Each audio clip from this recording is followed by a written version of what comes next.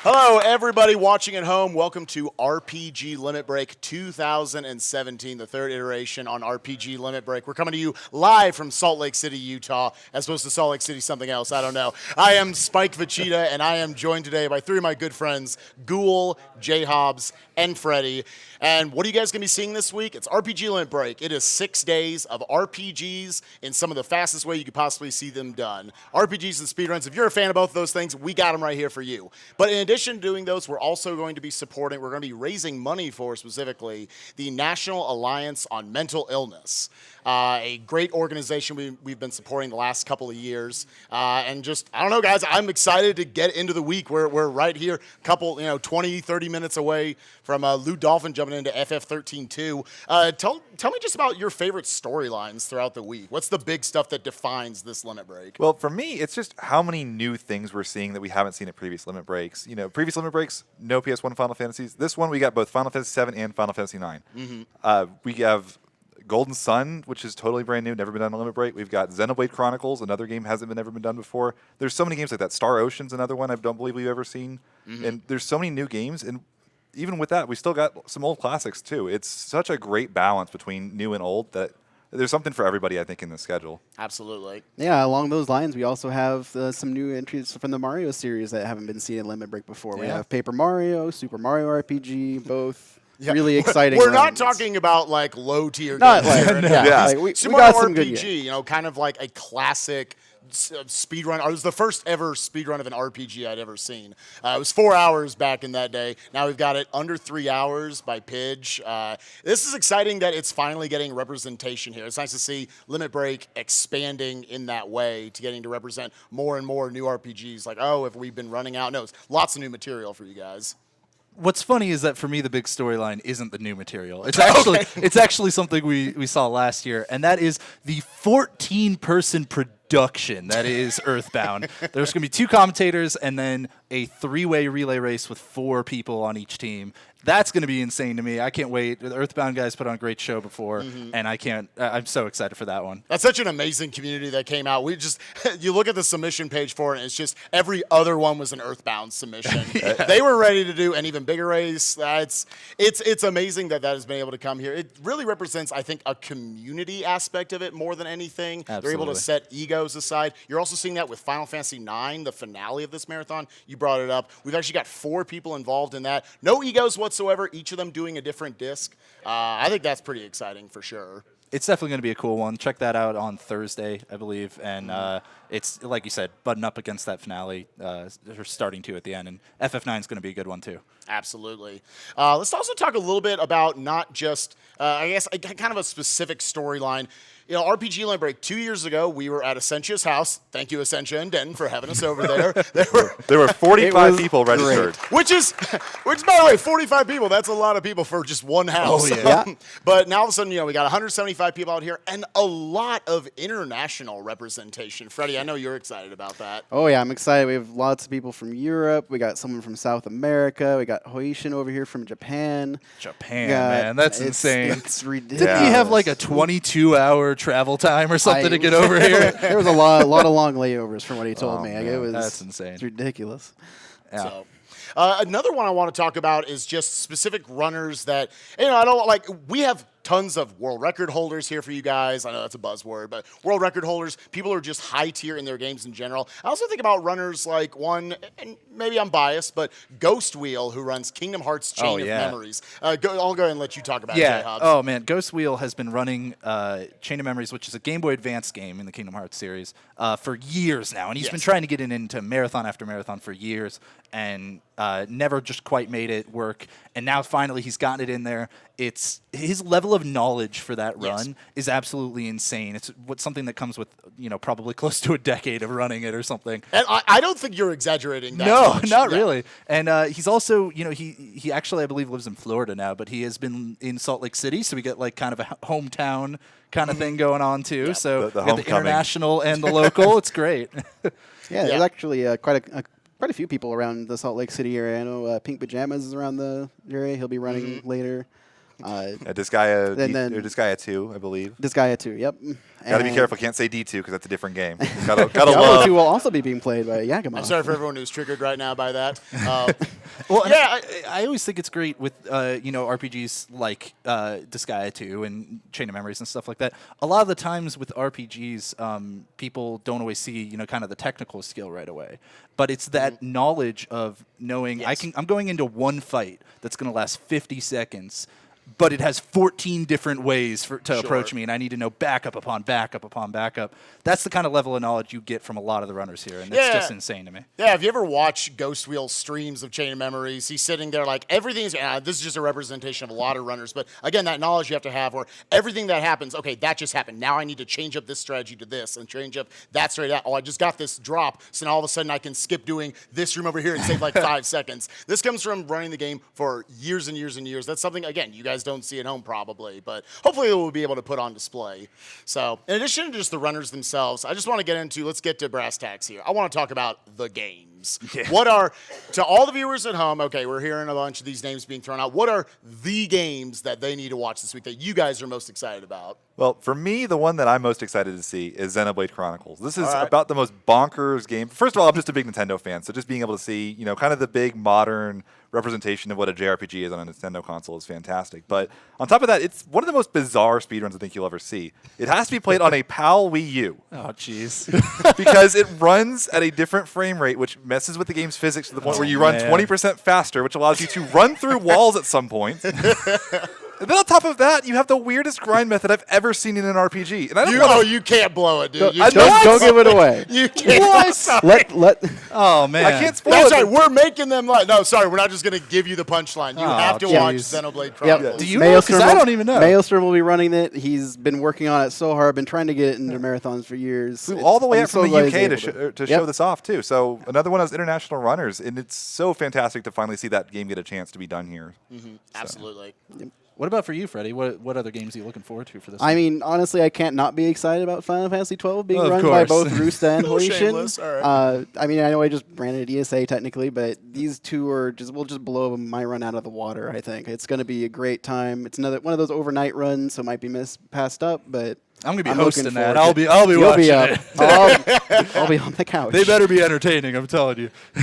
Oh, they'll be entertaining. Trust me. That actually brings me into mind because I'm going to give you a game. I'm not going to lie. I'm going to tell you, the viewing audience at home, I'm going to admit, I have not seen a speed run of this, but I had never seen its sequel last year because you talk about, I'm going to be up for this long run in the Graveyard Shift. I had a host for Shining Force 2 last year. That is a 6.5-hour run. I have never played it in my life, and I thought, oh man, here we go. I'm going to need something to keep me up. I'm going to need some caffeine. It was one of the most entertaining speedruns I've ever seen in my life, and I'm very genuine about that. The entire Shining Force crew, really, forget crew, the Shining Force family put on an amazing show last year. Not with just like their balance of, obviously being good at the games, but their commentary. They always knew how to bounce off of each other. They knew even when to kick it over to me. They knew when to sing. To make up their own songs. They've got a band apparently they're making.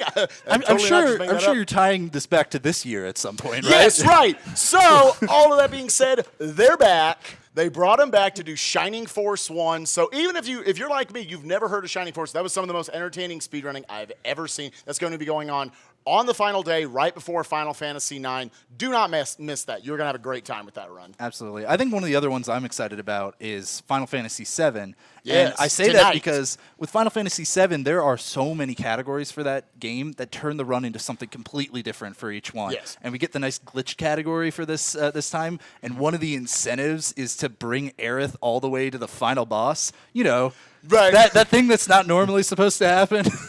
Kind of the most famous internet spoiler of all time. I'm pretty excited for that one. Yeah, I don't know if you guys knew that or not. Aerith usually isn't there at the end of the video game. Not usually, no. It's kind of weird, but she's usually not there. So that's one of my absolute favorite incentives of the marathon. Let's actually talk about that just a little bit. Do you guys have favorite incentives throughout the week? Because again, I talked about it earlier. We are helping out NAMI right here. We're raising money for them. The National Alliance of on Mental Illness. We raised a little over $75,000 this year. Let's try to blow that out of the water. I want to see over $100K. But before we get there, what are the incentives that are going to get us to that point? For me, one of my favorites is Legend of Grimrock. You can change the character portraits in that game So we have 3 different options for that. One of them is Jeff Bound. One of them is Shining Force. And one of them is Final Fantasy. So you now have this game with this bidding war with 3 almost unrelated games, and I want to see which one of your favorites is going to actually be the one that we see in the actual marathon. It's almost run. like RPG speedrunning Inception all of a sudden. Yeah, you're running an RPG within an RPG within an RPG. Yeah. And that's going to be coming up to me right after FF13-2, second run of the marathon. So get your donations in for that right now. Oh yeah, So. definitely would start that right away. For me, it's got to be the optional boss incentives that we're seeing across several games. You know, Yes. FF9, Kingdom Hearts. Yeah, Kulex and Super Mario RPG. Yeah, both the Kingdom Hearts runs. Of course, I gotta also hype up the bid war because 2 years ago I didn't know Vooligan at all. Vooligan was just some guy. And then suddenly, we had this intense war between 2 characters for BBS, for Kingdom Hearts Birth by Sleep. And I'll say, I've talked to Adam. There's 3 characters you can vote for this: Terra, Ventus, and Aqua. He doesn't want to run Terra. So let's make him run Terra. By the way, So this isn't everybody... premeditated at all. Don't worry about it. Yeah, no. He didn't. He's going to kill me later. It's fine. But everybody, definitely... Let's get that Terra win. I can already hear him screaming at the other end. No! But yeah, on the subject of bid wars, there are a lot of bid wars happening this year. There's a lot of naming bid wars, a lot Yes. of category Oh, yeah. bid wars. I wanted to highlight one in particular that I noticed looking through this stuff earlier, that Yagamoth running Diablo 2, I believe, tomorrow night. Somewhere Around in the that schedule. time- Make sure to go real sure you quick. check Go to out the schedule. RPGLimitBreak.com to get all sorts of stuff on the info for this. But yeah, but he's going to be running one of 3 different classes that's going to be donated as a bidding war. It's either Druid, Assassin, or Necromancer. And it'll be run. The run looks very different depending on which one you do. So Right. Always a cool thing to have to be Different prepared skills. for Yeah, so for many you don't different know things. even which game, even which run you're going to be doing. It's almost like running a different. I mean, you're not even totally out of the ballpark by saying which game. It's a different run Right. for every character. Those Yeah. are all totally different. So And once again, this is an RPG speedrunning marathon. So like you said, Freddie, that means we're also going to be having a lot of naming incentives. You want to name Aerith, you want to name Cloud coming up, you want to name any of the characters, any of the other, like the Name Final Ramza Fantasies, and Final Fantasy Earthbound. Tactics. Yep. There are tons of options there that you guys can get in for. And even if you're sitting at home like, I don't have a lot that I can donate personally. First of all, don't ever feel that way. Every donation is huge. Every donation helps out quite a bit. And if you want to, okay, I'm just going to throw this out there at the internet. They like memes. They like to get on a meme train even. So if you start some, you throw down $5. You want Eris to be named Aerith, either one. You want him to be named Arby's. I'm telling you, if we can get 3 names in the same game to just be I'm thinking and Arby's, I'm gonna lose it. That'd be too good. we wouldn't see If you him get ever that again. started right now, next thing you know, you are well on your way to I'm thinking Arby's is going to be your thing. So, yeah, once again, guys, lots of great incentives. We're going to be supporting NAMI throughout the week. One other thing two things I want to real quick plug before we kick it over to Puexel and NAMI is just that we have a bunch of restreams going on this year. We're very lucky to have a German restream, a French restream, and believe it or not, even a Japanese restream this year. Shouts to Hoishin for being a big part of helping that getting going. So thank you so much to those guys. Also, the Yeti, you guys are probably familiar with them. Right here, you're seeing one of 9 shirts that you guys can get. Go to theyeti.com/RPG limit break. This one right here, this is actually exclusive to people on site, but there is one with the same design. I believe it's in purple, so if you like the color purple and that design's awesome, that's one of 9 options you guys have. Get in. They always do amazing work. Yeah, so make sure to check that out. Again, RPGLimitBreak.com and also theyeti.com/RPG limit break. $3 of every T-shirt bought will be going directly to the marathon. Yes. So they're always very generous. Okay, guys. Well, I think that is actually going to do it for the pre-show. Again, I am Spike Bachita, joined by Ghoul. J-Hobbs? And Freddie.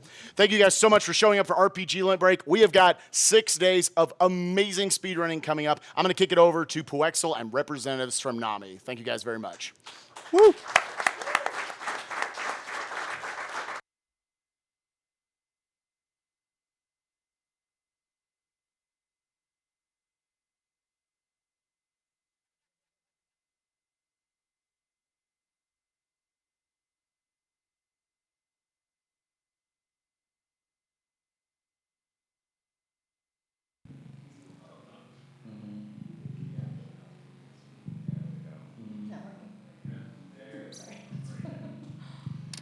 Oh, thanks, guys. That was a great pre-show. I'm certainly looking forward to handing it off to our first runner, Lou Dolphin, to get us going with Final Fantasy 13-2.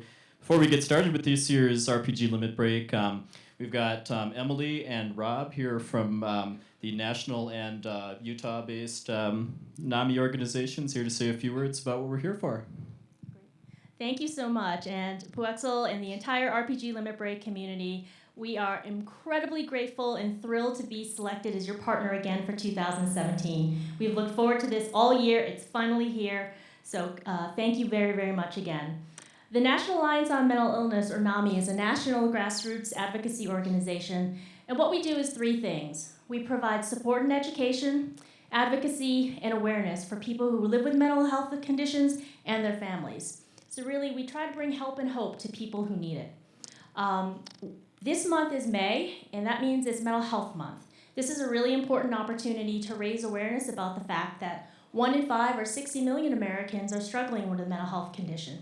And so it's really important to start the conversation and to increase understanding about how to help people get what they need, get the services and support that they need.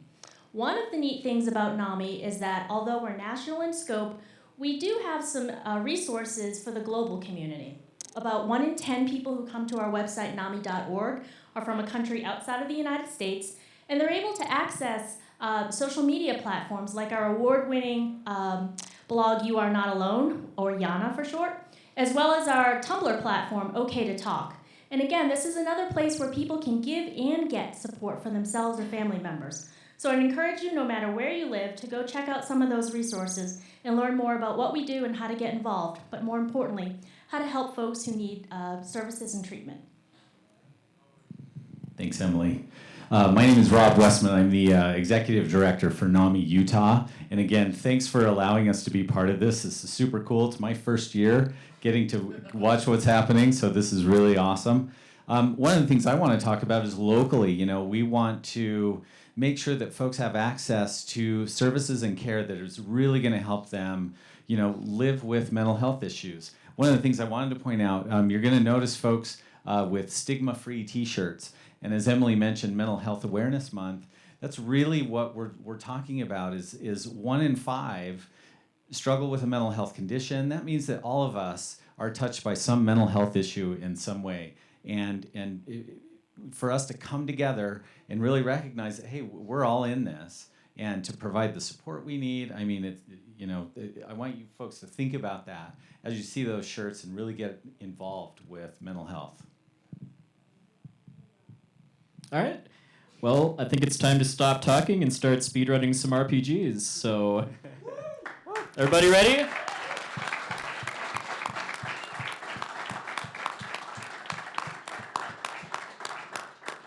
All right, so let's get set up and get ready to start our first run.